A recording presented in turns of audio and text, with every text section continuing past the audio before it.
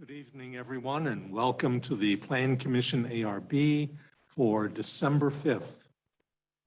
If anyone is on virtually, raise your hand if you want to speak. Thank you. We'll start with the roll call. Ryan?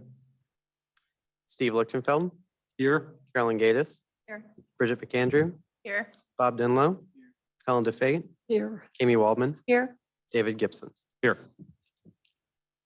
We have meeting minutes from the previous meeting on November 21st. Are there any changes? Hearing none, do we have a motion? I'll make a motion to approve the minutes. Second. All in favor? Aye. Opposed? Okay. We'll start with the public hearing. It'll be on Chapter 425, sign regulations, and it'll be a text amendment, and the public hearing is open.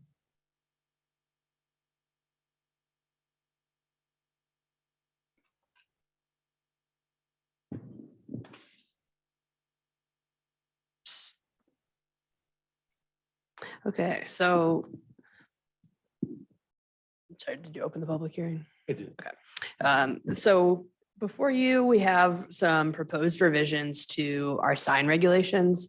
Instead of reading the memo that you got, I'm just going to kind of walk through some of the larger changes that happen within each section. So the draft is not a red line version. The reason for that is that a lot of the modifications included reorganizing sections, moving pieces from where they were, and modifications. And so providing the red line version would be very hard to follow and actually understand what content would be left at the end of the day. So instead we provided, and that's also on the pending application site, the draft version without any red lines, as well as the existing regulations as they stand today. So the reasons that staff's proposing modifications really comes in twofold. One, a lot of it has to do with trying to remove content-based regulations, which are not legally enforceable based on case law and protections related to the First Amendment. So we really wanted to clean a lot of that up. We do have a lot of existing references within our code that are content-based, meaning that in order for staff to decide how to enforce the sign code, we technically need to know what the sign says, and then we would figure out which regulations apply to that. And those are really not anything that we can be enforcing. And so the result of that is that staff is having to essentially not enforce large sections of our code, which makes it very difficult for applicants as well as staff to always understand what the options are for signage, because we're trying to remove and not enforce pieces of those regulations. So what you have tonight is essentially removing all of that content-based language, and remaining is really what the sign code still says today and how staff's been enforcing it for a number of years. It's just so in a much cleaner version. In addition to that, we also have added and modified some of the definitions. So as we look through that definition section, right now we've added a few, and then we've also added some diagrams and example language to show how staff is applying these definitions, which is another piece that will really help clarify for applicants, for businesses, for sign contractors, what the regulations are. At the same time, some of the proposed definitions are a slight modification, and sign area is one of those. Right now in our code, the sign area has historically been determined using a rectangle. So the far left one here, we basically take the measurement of height from the maximum height there is, and then the length is the maximum of that sign. So what you have is, for example, the second one here with sign in two different, where it's offset. Right now, the way historically we've been doing it is we would take a rectangle that would be that largest rectangle of the two. So it ends up with a large amount of kind of negative space, so to speak, within the sign. And that isn't really very friendly to the kind of the creative different type ways that people brand themselves. So again, it ends up kind of negatively impacting people that do not have just a standard rectangle as their logo or their sign name. And so in some cases that results in signs that appear much smaller and are harder to read. So the wayfinding benefit to the public when it comes to signage is decreased because they're trying to fit within this box. So sign area is another one that kind of in the best practice of sign now is, or sign regulations now is to modify that shape to follow whatever the sign side logo or wording might be. So within this first section for general regulations, a lot of this language, again, is really similar to the language that's currently within our sign code. We've just kind of clarified a few things. So with sign permits being obtained, so highlighting here kind of what requires a permit, what can just be installed without a permit, the lighting categories, that kind of making sure that that is compatible with other sections of our code that we have that address lighting. We've also moved some aspects from these general regulations into other sections. So one example is our sign district. Currently within our sign code, there's just kind of a one line that allows a sign district to be created for a section of property with approval from the Architecture Review Board, but there hasn't been any regulations as to what do you submit as part of the package for a sign district, what should it show, et cetera. So we've pulled that out from just a general context and given its own section with some review criteria and application criteria so that we start standardizing what those packages look like. Permanent sign areas. So here, this is probably where the biggest change has occurred within what's proposed before you. So currently within our sign code, it basically establishes the sign options based on the use or what the sign says. And that's where you go to locate where the sign can be, what size it can be, et cetera. Instead, we've reorganized the permanent sign options based on the zoning district. So this really removes that direct link from what the sign says or the user and reinforces that idea of character and the wayfinding within a certain area. So it's recognizing that in non-residential zoning districts, so our commercial districts, the wayfinding that we need there for businesses that are more visitor-based, heavier traffic flows in those areas, that signage kind of is needed to address different issues than in a residential district, for example. And so we've broken them down here. The overall amount of signage that's allowed within what staff has proposed really has not changed. Other than we have a few regulations where if you looked at strictly what it says right now, we are actually, the signage for a retail tenant on a first floor could be greater than the signage of an office tenant located in the exact same tenant space. So right now, there's kind of that different treatment for what the sign user is and what they say. So we've really created more of a uniform approach to our signage within the downtown as it's used for multi-tenant buildings and single tenant buildings for those ratios. Any questions so far? No, okay.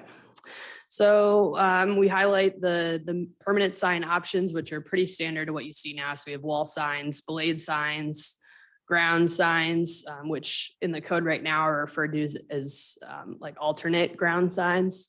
So instead, we've recognized that that's a really common concept of signage that we have, especially within our larger multi-tenant structures. So we've addressed that slightly differently here. Instead of saying that ground signs can only say 5 different tenant names, we've removed that. It's the same 25 square feet. They can put, we're not going to regulate what they say within that area. So now we're just saying you get 25 square feet, kind of like it always has been. If you can fit 6 tenant names on there instead of 5, or you only want to put 1, that's kind of up to them. And then we've also added in a little bit to talk about electronic message boards within that ground sign category. And then the accessory signs, which we do see a lot of as well, and are really important to some of the wayfinding, especially within the downtown. So that's kind of the directional signs, the awning signs, those sorts. And then within our residential zoning districts here, again, it's the same options that we had before, but we are now addressing them just as residential districts as opposed to saying, well, if it's in a single family residential district and it's a for sale sign in the front yard, then it can be this size. But if it's just an electric or an election based sign, then it can be this size. So we've again removed those content based regulations to just establish the location, the size, and then the time of how long signs can be out to to be considered temporary versus permanent signage. The off-premise billboards, we haven't touched anything within that section and what's proposed.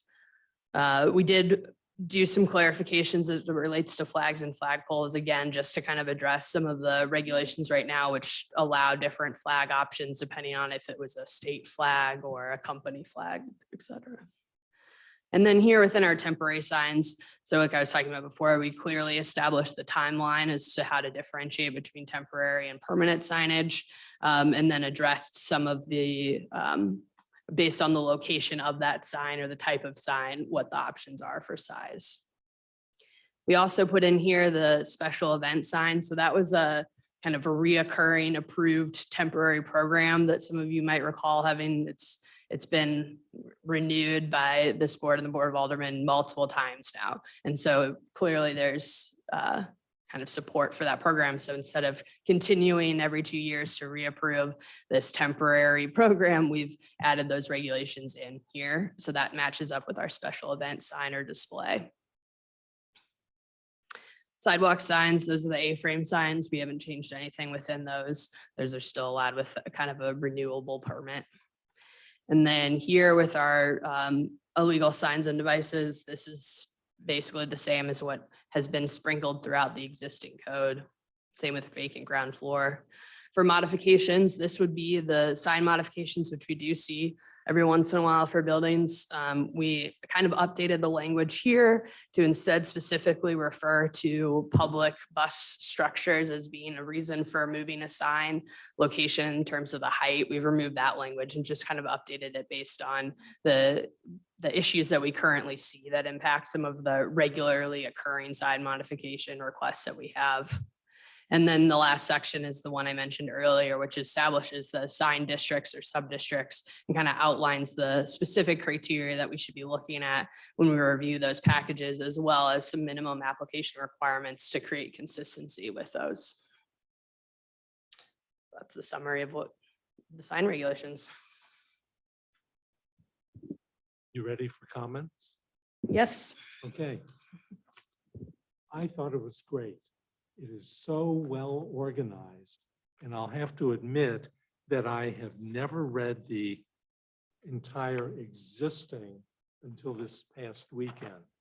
So I did my own red line, and it is incredibly simple and straightforward now based on the zoning district. So I thank you for doing it.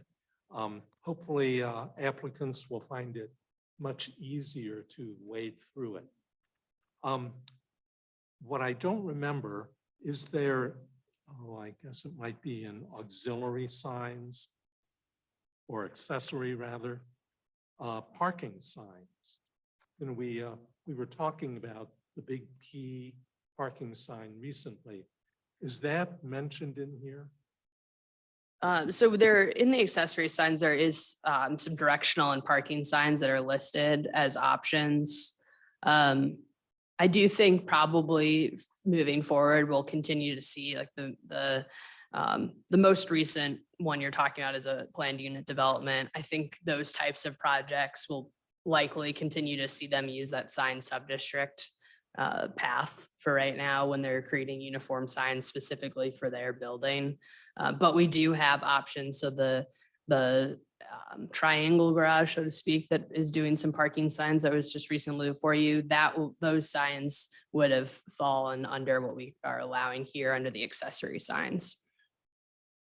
But most of them would come under the new section at the very end. That's how most of our larger PUDs have been operating recently. They don't have to. Some of the modifications that we made in here make it a lot more clear as to what their tenants would be allowed, which was part of the reason why we were seeing so many of our mixed use buildings go through the sign sub-district process, because it was just really hard for them not knowing exactly what that tenant was going to be in some of their, especially their retail bays. It was a lot harder to understand what their building signage comprehensively was going to look at like with our old code. So that's another one of the goals here, is to streamline it, to hopefully we won't have as many individualized sub-districts, but some of the ones with the shared parking still might have to go that route or the alternate ground sign route, depending on how their entrances and exits are organized and how people are, maneuvering between the sites.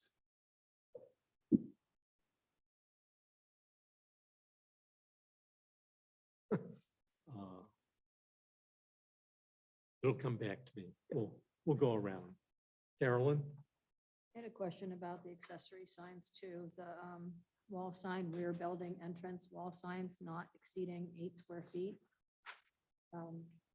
That seems pretty large. That we didn't, I don't think we changed that size from what it is right now. We don't see as many of those requested anymore. Some of the examples that have them were the, like along the Maryland Avenue with the shops, some that where there's kind of parking staged behind buildings and they need to go through those little alleys. Those are the ones that usually use that option for signage. Most of the new developments don't have parking and access coming from outside of the main sidewalk. So I think that size is compatible with where we've seen it being used. It does seem to work there. The other question I had is, how does the ground sign, the pole sign actually work? Just for one business, or what if they have like 3 businesses on it? So that's where we wouldn't regulate, we wouldn't determine what the content of that sign is saying. So the way it is right now, the property would be able to put the one pole sign of the 6 square feet, which is actually a fairly large area. So the pole signs for the triangle garage, those were 6 square feet. So you can get a pretty good amount of information within that pole sign for that size. But again, if they felt the need to have more pole signs, then we would want to look at that in a more holistic way for that property, which is why we would use either the sign modification or the sign sub-district avenue for that. Because I think most of the time, just this one 6-foot pole sign will be sufficient for those uses. And Carolyn, I did confirm that the rear building entrance wall sign has not changed. It was 8 square feet in the original and it's still 8 square feet. Okay, that was all I had for questions. I just had a question about, we have, the Centene building on Hanley has the flashing lights. Is that, I know that there was some question when they first kind of constructed it as to where that fell in our sign guidelines. Is that part of a sign modification, or have we done anything to tighten that up at all, or?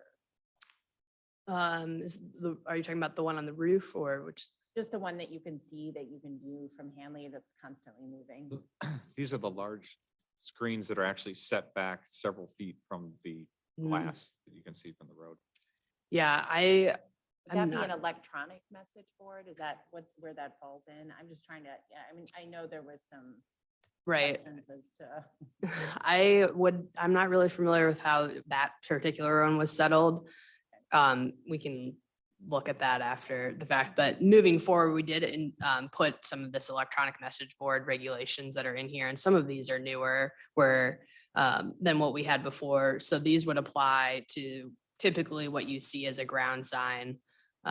There was a section in here that provided for kind of public messaging being required to be part of it. Again, that's really content-based and hard for us to enforce. So we removed some of that and allowed this with the condition that it doesn't have some of those features like the movement. The message has to be displayed for a certain amount of time. Really what that comes down to is the location of these signs and their proximity to traffic, vehicle traffic, and that kind of can cause impacts safety wise with messages flashing and everything as cars are driving past, plus maybe conflicts with traffic signals. So that was really the goal of this section. But the property and specifically that you're asking about, I would have to look into that I Way was just kind of outstands. curious if we, but it sounds like we've added a little bit more related to the electronic messages.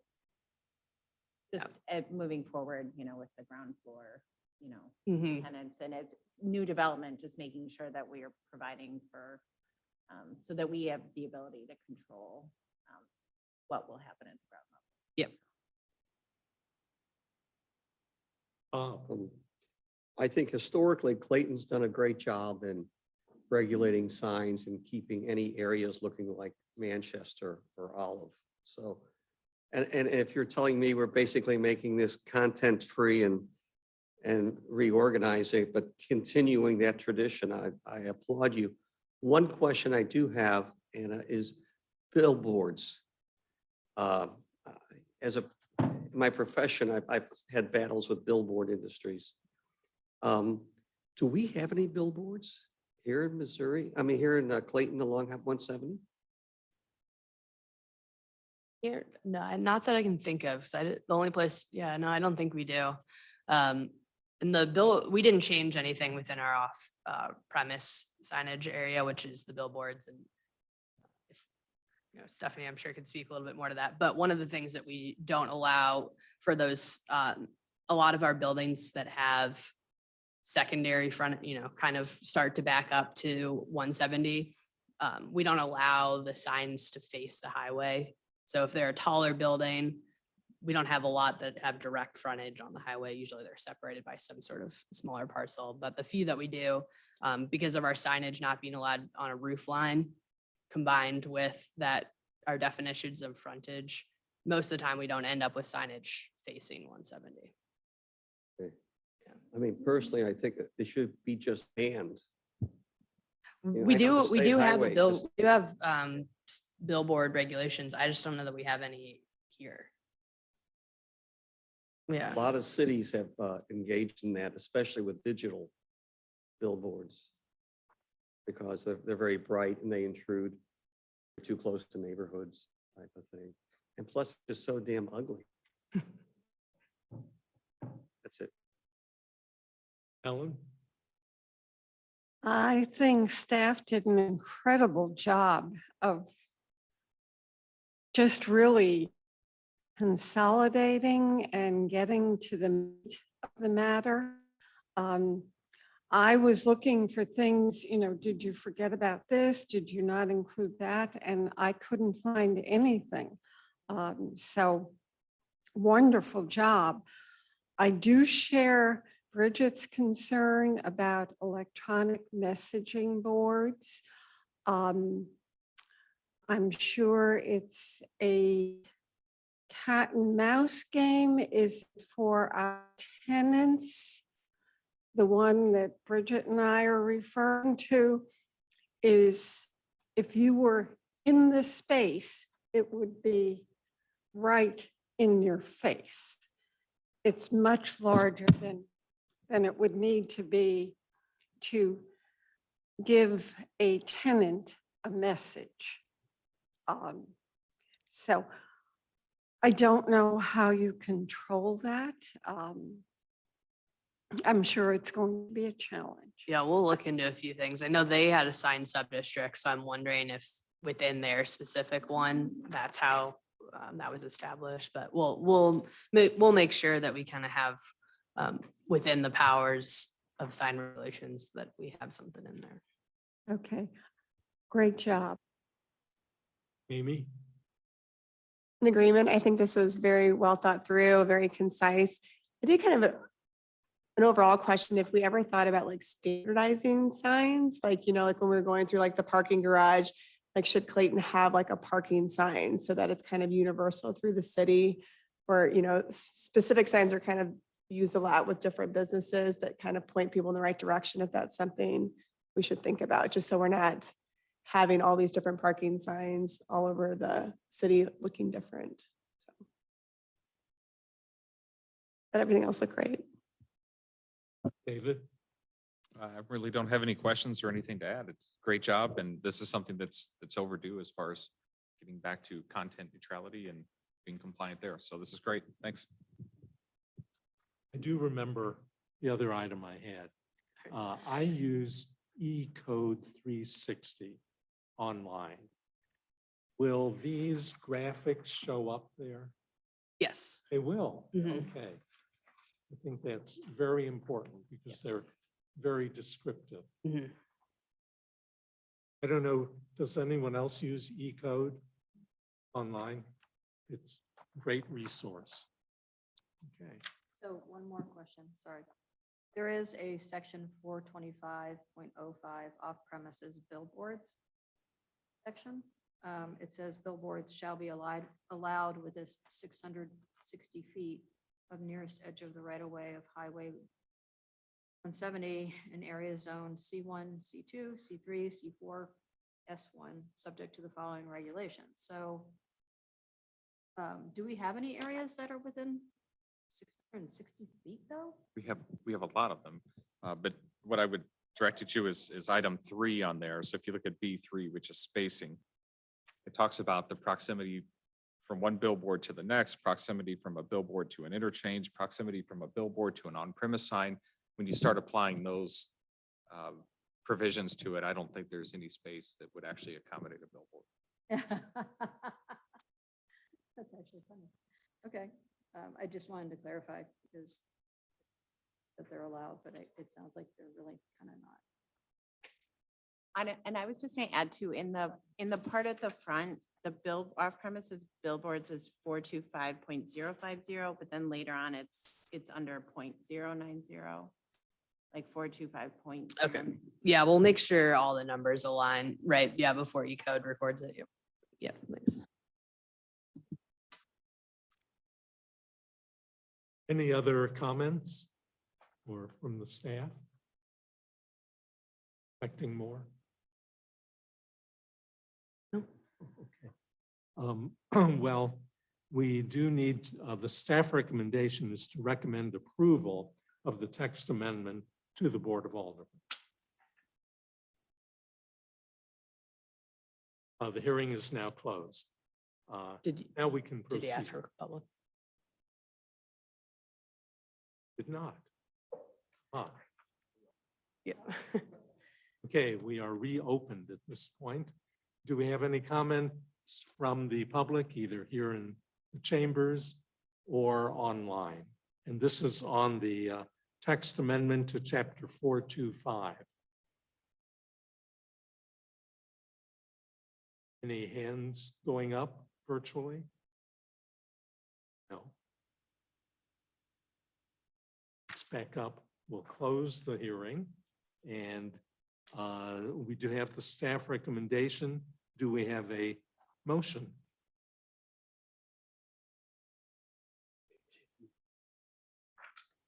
I'll make a motion to recommend approval of the proposed zoning text amendment of chapter 425 of the city's land use. Second. All in favor? Aye.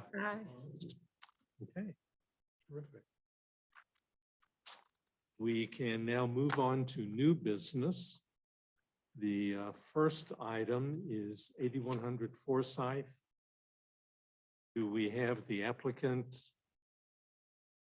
online?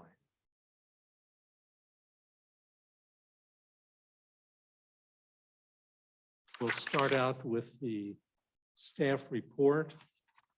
Brian, I believe this is you. So the property is located on Forsyth, just north of Shaw Park. The property is zoned C1 neighborhood commercial and is the site of Bank of America. The applicant is proposing the installation of 45 solar panels on the building's roof.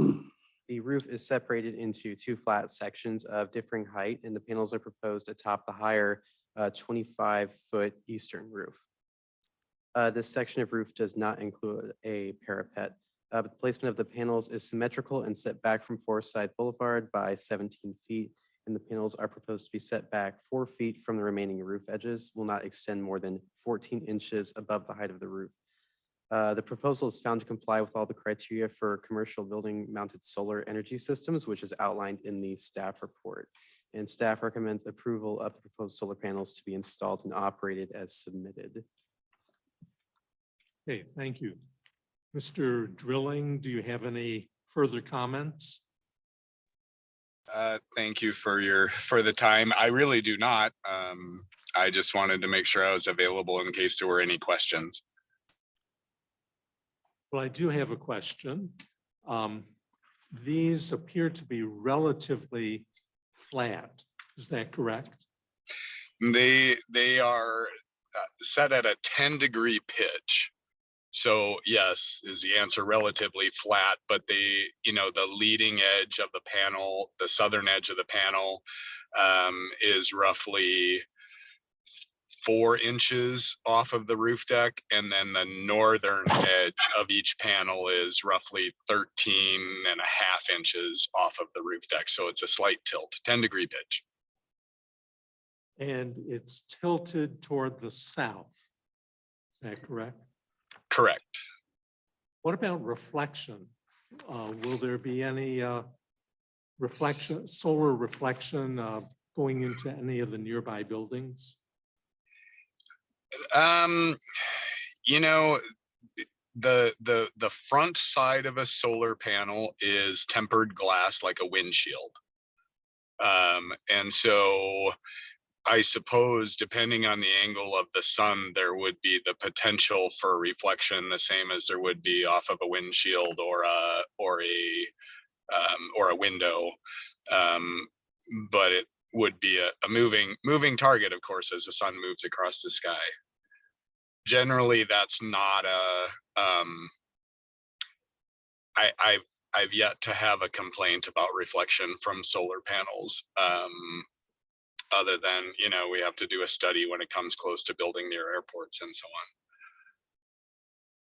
on. Well, I was just curious because it seemed like as the sun gets lower, like we have right now, with the 10-degree slope on the panel, that it could reflect into the hotel across the street.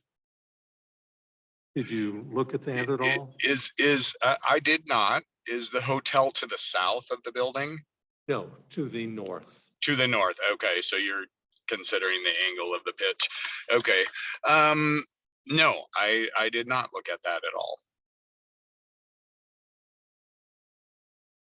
Well, it is a hotel. It's not a owner-occupied building.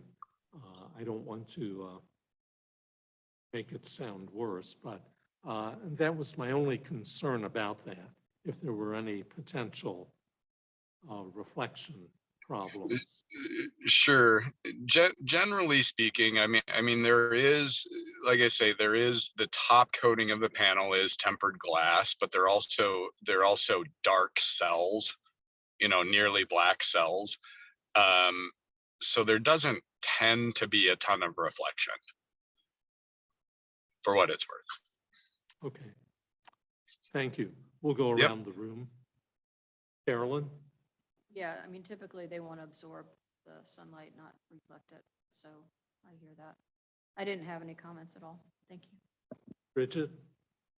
I was also just going to ask about the reflection, since there is there are homes nearby, right next to Bank of America. But, I think, again, like we talked about at the last meeting, I want to be certainly supportive of the solar panels. And I do applaud Bank of America for, installing these. And so I hope that more of our businesses take advantage of it and keep installing them. So. Bob? No comments. Ellen? I would just like to compliment you on the completeness of your submission. It analyzed everything that I could think of with regard to the structure and its ability to support the panels. And it's there, so very complete. Thank you. Jamie? No comments, but I'm really happy to see these going in. David? Nothing to add. Any comments from anyone else in the audience, either in person or virtual? No? Okay, we do have a staff recommendation to approve the panels to be operated as submitted. I'll make a motion to approve as submitted. Second. All in favor? Aye. Okay, thank you, Mr. Drilling. Thank you all, folks. I appreciate it very much. When will it be installed? So the next step, once all this so I've got 26 of these banks around the countryside to build. And once the permitting process is complete, the next step is to submit interconnection applications with the utilities to get permission to tie into the existing grid and do all of the electrical analysis on that end. So if I had to say, I'm hoping for February would be that would be optimistic. March might be more realistic. Well, good luck with it. We're glad to see you proceeding with it, and we hope to see more of it in the city. Well, I appreciate that very much. Thank you. We'll move on to item 2 in new business, 600 Francis Place. And we'll start with the staff report. Ryan? So this property is located at a cul-de-sac just north of Clayshire Park, right at the intersection of Francis Place and Langdon Drive. The property is zoned R2 single family and is located within the Clayshire Urban Design District. The property is developed with a single family home. It sits on a hill, resulting in the eastern half of the home presenting as 1 story and the western half presenting as 2 stories. The elevation change results in the need for retaining walls on portions of the property. So the project was previously before the board in April of 2022, where it was approved. The project originally consisted of the replacement of several retaining walls. One such wall supported stairs leading to an entrance in the side yard frontage of the home. The wall was not constructed as originally approved, but was instead constructed as a porch with stairs. And so the applicant is now seeking approval for how the stairs were constructed. So hilly terrain is common in the surrounding area. However, this property has an extreme slope that trails down from east to west. Any entrances on the western half of the property would be requiring stairs. The cul-de-sac, which the stairs front, is only accessed by 2 other homes, so there's a minimal visual impact from that side. The porch and stairs are a brown composite supported by 2 natural wooden posts, and the railing is a black metal, and that black metal railing is similar to what was on the previous stairs. The primary structure, as well as nearby properties, are constructed of brick and stone of varying reds and browns. Porches are pretty common as well, but are often constructed of a stone or brick. The property is in the Clayshire Urban Design District, and the previous project was approved according to those district standards for the retaining walls, but material guidelines for porches are not specified. Other material sections permit the use of wood, but they do not mention composite materials. The code states that foundations are also not permitted to show more than a foot of exposed concrete, and the new stairs expose a foundation that is greater than what is permitted. And so staff is going to recommend shielding the exposed concrete and posts with a lattice. To conclude, it's the staff's opinion that the use of the stairs and the porch are appropriate within that side yard frontage due to the severe slope and the limited visual impact. The design district references a variety of materials, but does not specify on porches or those composite materials. The natural posts do not match the stairs and do not shield the exposed foundation. And so staff recommends approval with the following conditions. 1, that the concrete foundation below the stairs shall be shielded with a permanent facade material or lattice that complements or matches the existing materials used on the porch or home. And the second condition being, in the circumstance that condition 1 is not approved by the Architectural Review Board, that the porch supports be painted a color that matches the existing materials used on the porch. Okay, thank you. See, Stephen Musial is online, and this is Camerata. Yes. Would one of you like to speak to it? Please come up. And check that the green light is on, okay?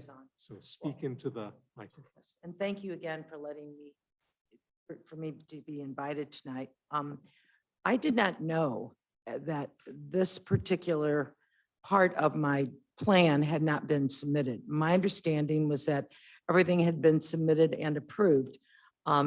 the actual material that the side porches has been made of did have my approval because I needed something that would not require a great deal of maintenance because of my age and living there by myself. So that, I did approve that. But as far as everything else, my understanding was that it had all been approved. And that is where I am with this right now. So I don't even know who Stephen Musial is. I found out now, just tonight, that he was the one requesting this. He is not even the name of of the person who did my construction. So I'm anxious to hear what he has to say as well. Mr. Musial? Can you, Yes, clarify your part in the job? I do the drafting for Missouri Constructors for Gabriel, who is the owner of the company. I do all the That's drawings. who I've dealt with. Yes, you've dealt with Gabriel. I do the drawings, and I take complete responsibility for the porch being wrong. I was going off the site plan, which is from 1974, and it only shows 4 steps coming off of the side porch. So I was under the impression that it was at that elevation. That's why I designed it with the wall and pavers to match everything else. That Gabriel. is incorrect. Excuse me, it was never 4 steps. I don't know where you would have gotten that plan from 1974, but it was never 4 steps leading up. No, it was drawn wrong in 1974 when they did the survey. Oh, okay. And so that's what I based my drawing off of. So when they got out there and they're building everything, there was just, they knew what they were going to build, and they weren't going by the plans that I had drawn showing the retaining wall there. That's why there was a miscommunication. So it was 100% on me as far as thinking that there was only 4 steps from the porch down to the walkway. I think we're beyond the 4 steps now. We can see that it's a much higher Right. area. So, okay. We do have a staff recommendation that the stairway be enclosed with a lattice work because we do not allow more than 12 inches of a concrete foundation. However, I do have a question to the staff about that. If they were just to enclose below the steps and the porch, beyond it where the air conditioning unit is still concrete exposed. Was that considered? There are a lot of examples, especially in Clayshire, due to the grade changes where there is existing foundations that are exposed and do not meet. So those are typically, we don't go back and make people cover other portions of the foundation. Staff specifically reference the area under the stairs because that was not previously exposed foundation, and now it is based on the new design. And so the lattice would cover the new exposure of that non-conforming status, but they could extend it to create a shield of the air conditioning as well. That's just not in the scope. So historically, we haven't made them do that. Okay, thank you. My feeling is that having the porch supports be painted a color to match the stair structure would be sufficient for me, and also from the view of your neighbors who have already commented to that effect. To that fact. Yeah. But let's see if there are other comments. Carolyn? You foresee using that underneath area for any kind of storage of anything? No, absolutely not. It's covered with rock now. And no, absolutely not. No.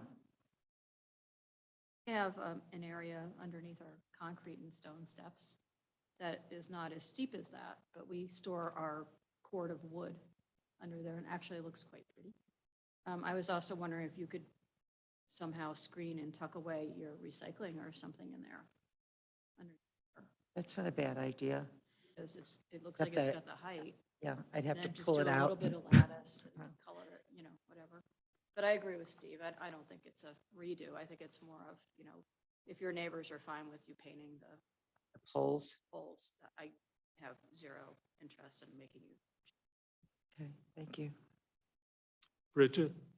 I agree. I think painting it's fine. I'm not, certainly Painting not the worried about. poles, right, is Yeah, what I'm- you're saying? yes, Not at all. worried Okay. about installing the lattice either. Okay. Bob?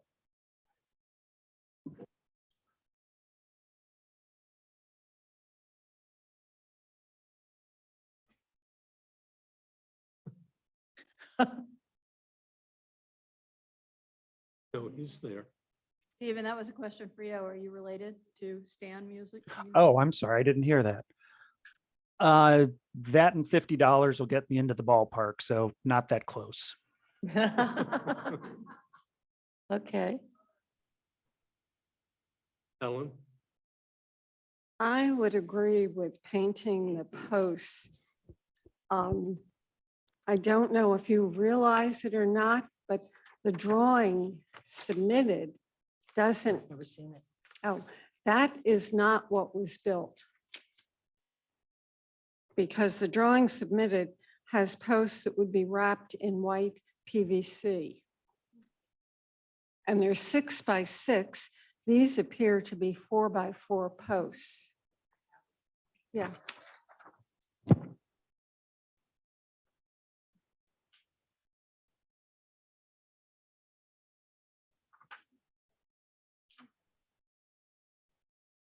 That's what the drawing says. I don't remember the original submission. That was submitted after the fact.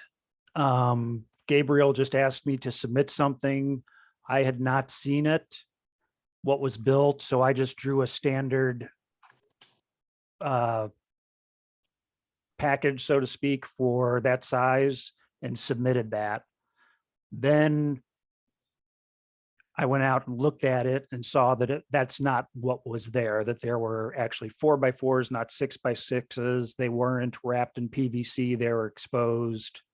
And so, no, the drawings that were submitted need to be revised to what's actually there.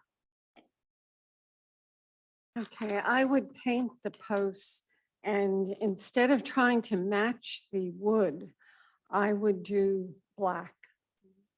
It's a good idea. I like that. And it's probably easier because the wood will age. It will turn a different color over time. And if you paint to look like wood, it'll look like, it'll all match now. But depending on how the sun hits it, it won't and it'll look terrible. So I'd go with black and And I like that because of the railing being black. So Yeah. thank you. That's a good suggestion. Amy? I was just going to suggest that as well, to paint it Good. black. Yeah, I think it will look nice with the railing, so. David? I don't have any questions. So basically, again, what you're recommending is that I don't have to do any of the lattice, just paint the poles black and then we're done? So have they done an on-site inspection or is that yet to come? That's to come. Yeah, so part of the reason the photograph was requested from staff to submit is because we were aware that the drawings which called for white PVC were not what was completed. So now, or if the board approves this from a material standpoint with any conditions, then the next step will be review by the plans reviewer or the building official will review the actual construction of your deck. And then once that is permitted, then they'll go out and complete site inspections to ensure that it was constructed to match. So I have him come and finish the painting, then they come and do the on-site. And then I get the final approval. My problem, just personally to all of you, is that I don't want to finish paying him until you all approve it. And I owe him money and until you tell me that it's approved by this architectural review committee, I'm hesitating to finish paying him because I need your approval. Well, So- we will take a vote in the next few minutes. Okay, so and you'll then- know. And then it'll be all done. I don't have to wait for the on-site. You'll have to wait. I can follow up with you about how the permitting will go after that. This board is just looking at essentially the aesthetics and the material types and how the overall design is. The permitting process will have to look at the building codes to make sure the deck is safely constructed for your use. So I can follow up with you about I'd like that. to talk to you about that, Mhm. because until that's done, I still don't feel comfortable that it's a done deal. No, I would hold back the money. What, if they approve everything as is, I will submit the drawings. And then once they approve the drawings and come out and inspect everything and give you a final inspection, everything is good to go, then make your final payment to Gabriel. Thank you. Thank you very much. Okay. I appreciate that. Thank you, Stephen Musial. Thank you. Heard his voice even. One comment to Stephen, though, I do want to say, this isn't entirely on you. It should have been requested to have an updated survey before you guys started your drawings. So don't be Okay. so hard on yourself. You should have requested that. I'm sorry. The contractor? Thank you. That's what I thought. Okay. Any further comments? See no other hands raised. So we do have 2 staff recommendations. I would suggest we avoid number 1 and go with number 2. Modify. Okay, I'll make a recommendation to approve omitting staff recommendation number 1 and modifying staff recommendation number 2. The porch support should be painted black to match the railing color.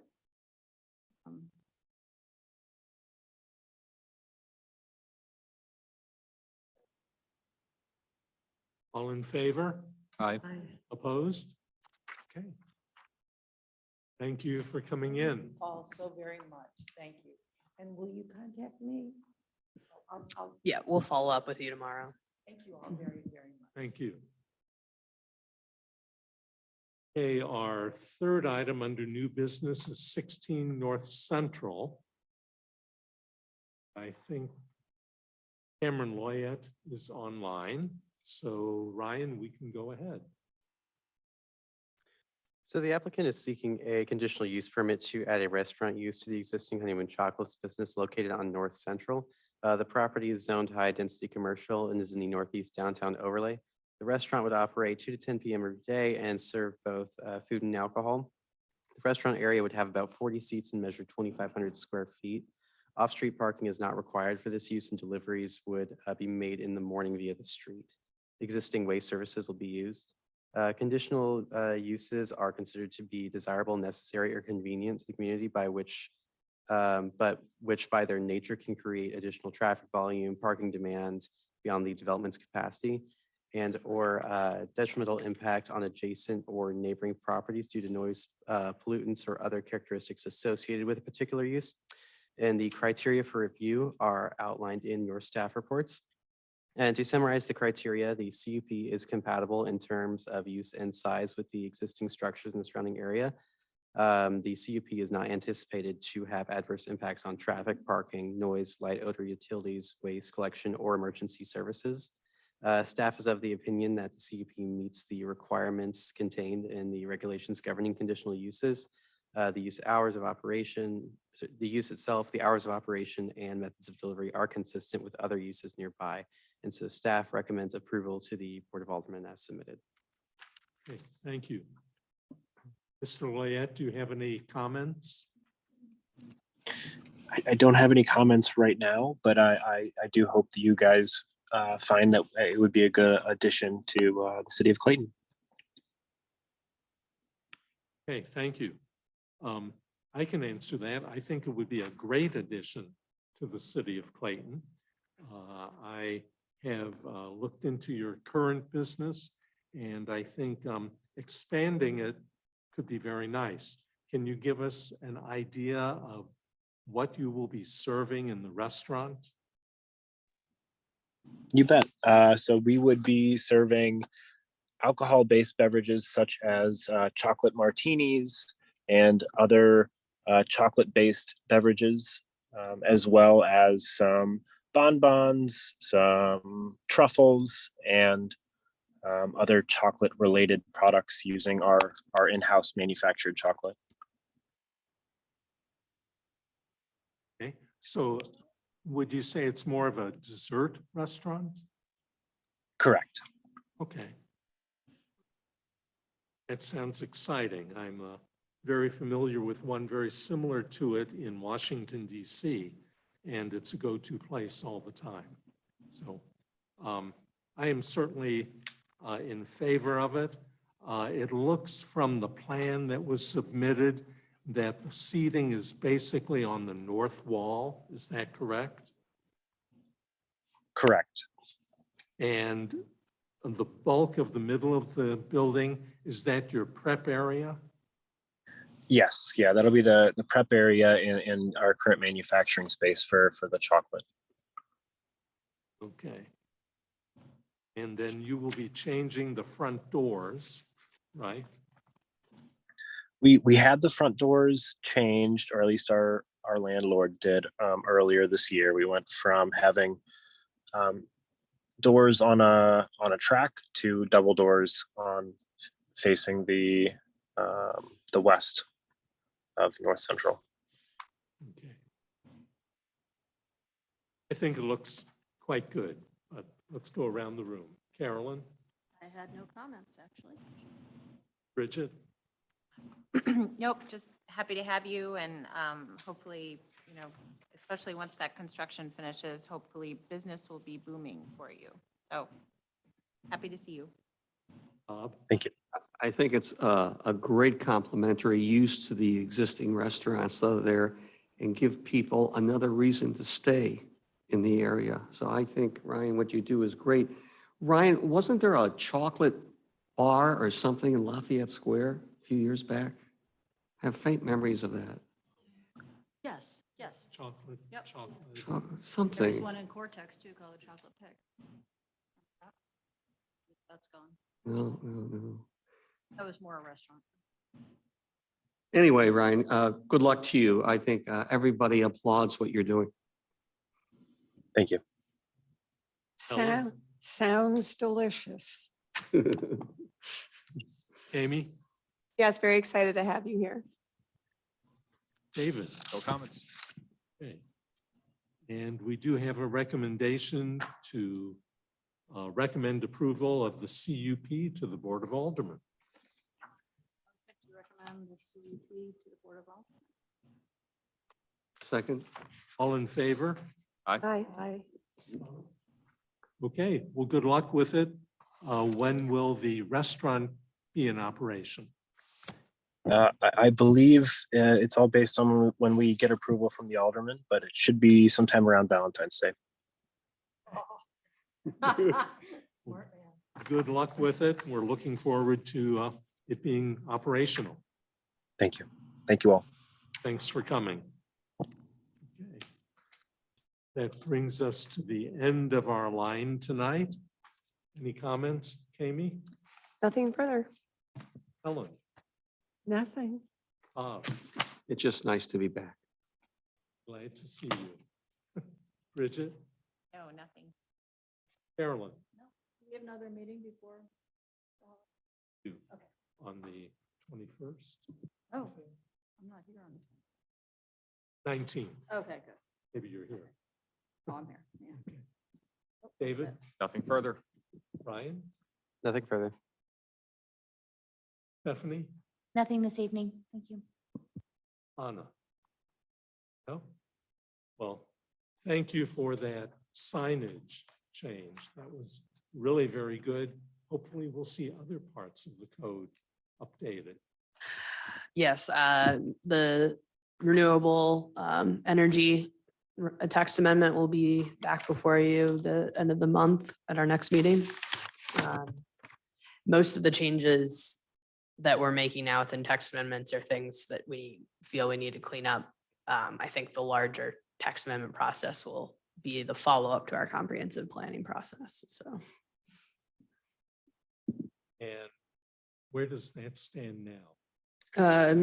Right, so finishing up the RFP, we also at the next meeting, we'll do a kind of comprehensive planning 101 presentation for you all to gear up for that and outline what our goals are going into that process, what your role will be, the kind of the overall process as it stands for the community, and then a timeline. Mhm. Okay, well, thank you for that update. If nothing else, we'll see you all in 2 weeks. Meeting adjourned. Very nice.